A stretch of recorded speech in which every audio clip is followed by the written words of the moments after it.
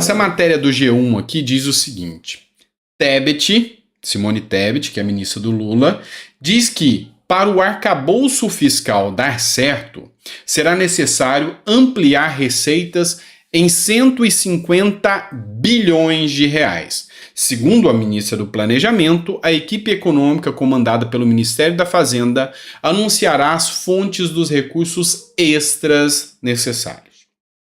Então vamos lá, lembra esse número, 150 bilhões a mais. O que você precisa entender quando eu falo disso aqui? Eu falo que o governo Lula já teve um recorde de arrecadação, ou seja, já entrou estourando em impostos, subindo impostos. Só daí já me causa um certo espanto, porque eu sou contrário ao aumento de impostos. Porque esse dinheiro não volta pra gente. Esse dinheiro vai para sofá cara e para viagem cara. Vai para mais ministério que não faz nada, a não ser acomodar um monte de gente ineficiente. Vai para indenizações milionárias de juízes que vendem as férias. Vai para mais emenda parlamentar para isso ir para sei lá, sabe-se onde. Afinal, são secretos. Então, quando eu falo em aumento de arrecadação, isso me assusta.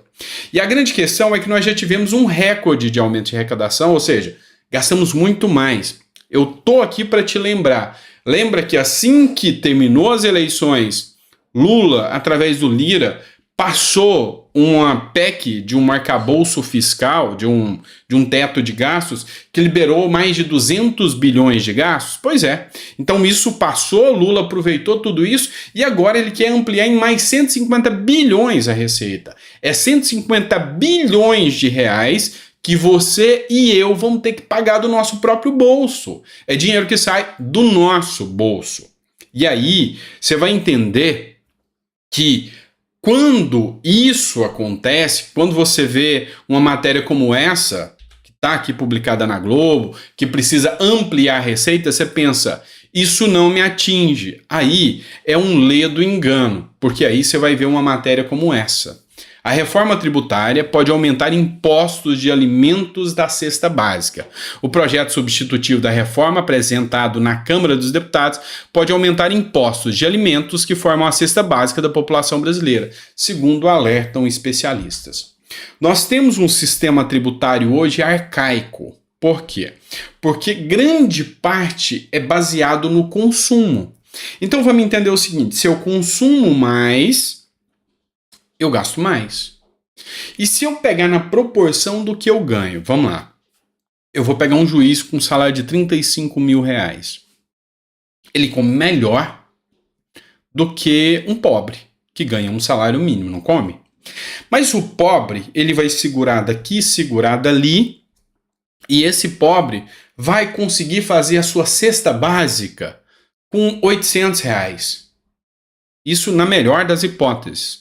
Isso quer dizer que a carga tributária sobre o salário e a receita do pobre passa de 70% de toda a receita dele. Ou seja, 70% da principal receita dele é tributada ao comprar produtos básicos de alimentação.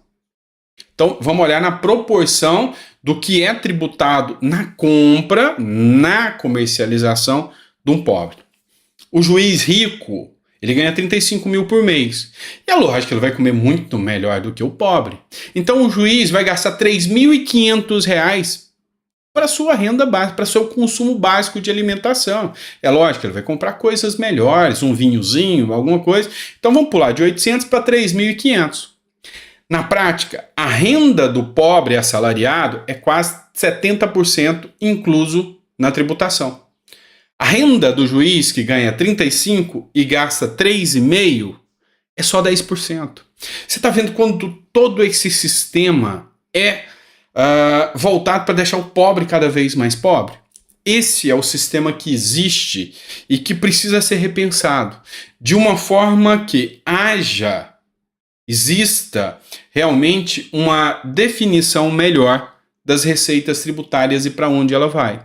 E no conceito petista, no conceito da esquerda, eles discursam que estão aqui para ajudar as pessoas mais pobres a sair da pobreza. É mentira. Desculpem, mas é mentira. Quanto mais você se arraigar nesse sistema onde você não consegue sair dessa corrida dos ratos, mais eles conseguem dominar você. E eu digo isso por conhecimento de causa. Eu já morei em barraco de lona. Quando eu tinha meus 12 anos, já tive que trabalhar em construção civil, serviço pesado.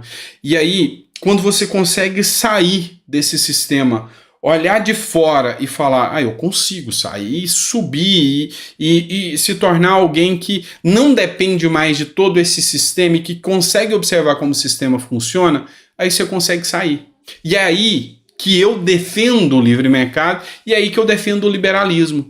Porque o Brasil é escasso de liberalismo. E quando você consegue encontrar o pouquinho de liberalismo que o Estado ainda te dá, você consegue melhorar. Vou te dar um exemplo. Hoje, você trabalha de carteira assinada com um salário mínimo. E aí, você pega um Uber. Conversa com o cara do Uber e pergunta para esse cara do Uber se ele quer trabalhar de assalariado com um salário mínimo. Ele não quer. Porque, apesar dele não ter a tal segurança que a carteira assinada dá, esse cara, ele faz o seu próprio horário, ele faz o seu próprio trabalho, ele tem ali os seus riscos e tudo, mas ele consegue, com o trabalho duro, ter uma receita 4, 5, 6 vezes maior do que o cara da carteira assinada. E esse cara começa a questionar o porquê o Estado quer te vincular a isso. E aí é onde mora todo o problema. Esse cara que começa a ganhar mais, ele gosta disso.